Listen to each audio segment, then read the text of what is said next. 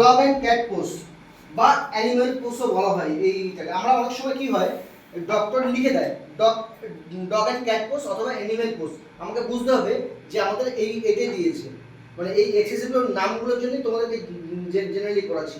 আচ্ছা, এই এক্সারসাইজটা দাদা করলো, কার মনে আছে? এটা আমি কখনো করেছি? আমার তো মনে করি মার্চার করেছিলেন যে ক্যামেল এটা উঁচু হয়ে যাবে, আবার আমি মানে আপনি করেছিলেন ওকে? এটা আমি ওয়ার্ডটা দিয়েছিলেন ক্যামেল। কেমন করেছিলেন? হ্যাঁ, এটা ক্যাটকাও বলে, ঠিক আছে?